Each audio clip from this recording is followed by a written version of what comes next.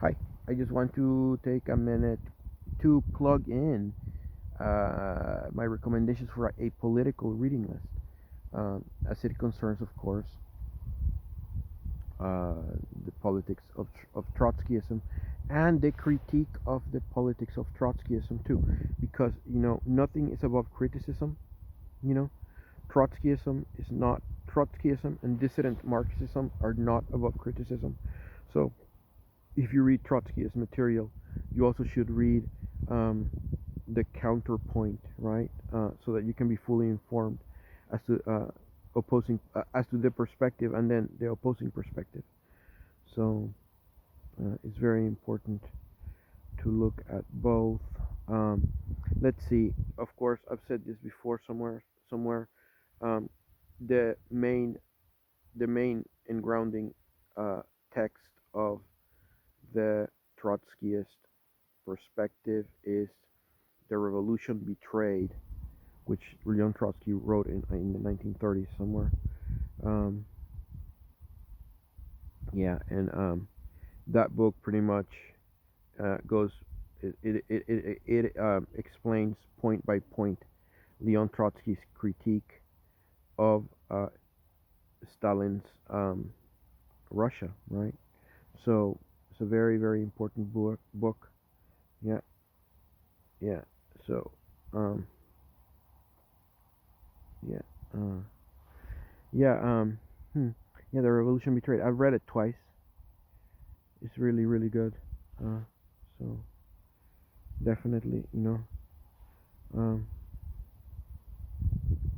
definitely it is a text to read. Very seminal.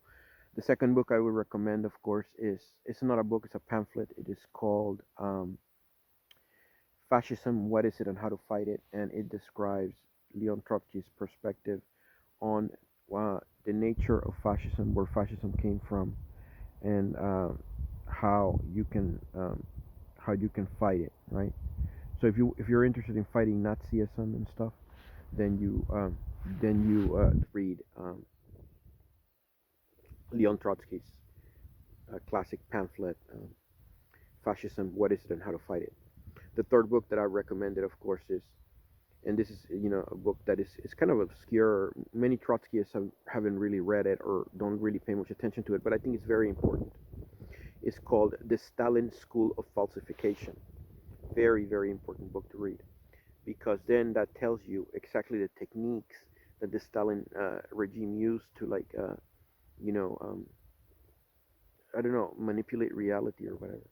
That it's kind of like, for example, an example of Stalinism, how, like, if a person was disappeared, they would be erased from pictures or whatever. Like if there was a picture showing a group of people and somebody in that picture was disappeared by the NKVD, they would alter the picture to erase the person or something, like things like that. That, little quirks and from Stalin, Stalinism.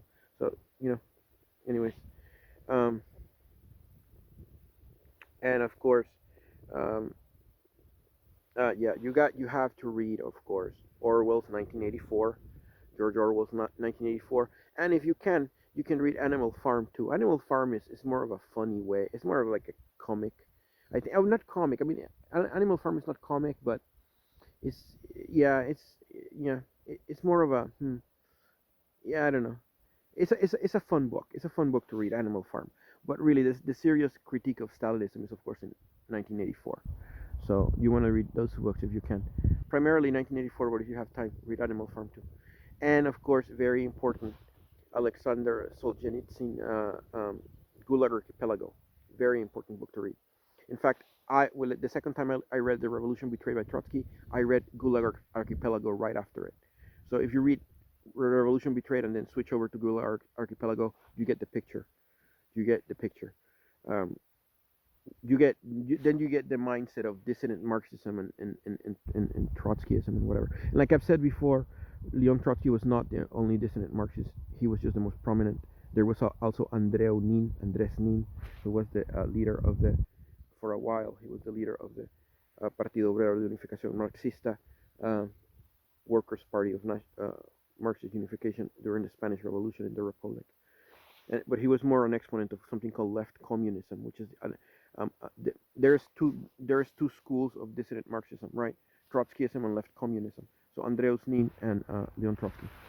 All right, now to the control factors, because you have to read control factors too, right? You have to read opposing perspectives that are critical of Trotskyism.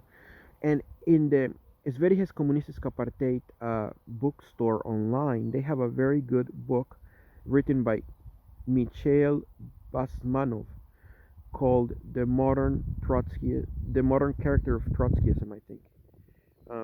In Swedish, Den moderna Trotskismens karaktär, right?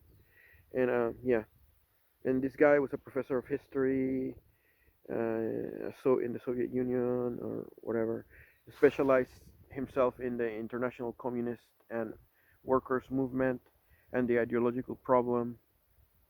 Yeah, so the book, yeah, I think this book, I don't know what year this book was written. It doesn't say.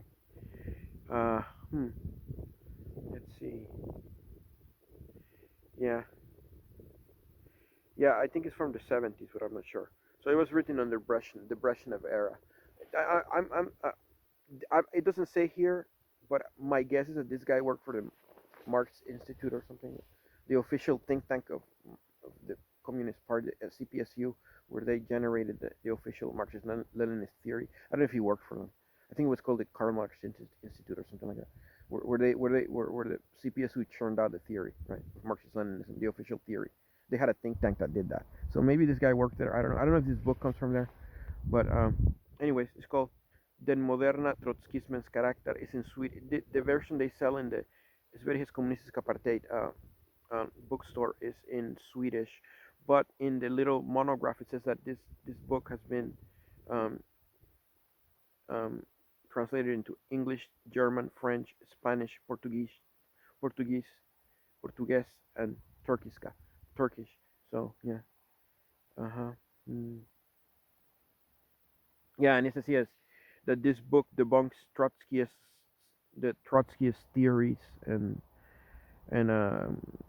opposition against Marxist-Leninism, right? Marxist-Leninism is the official ideology of this Communist Party of the Soviet Union, right?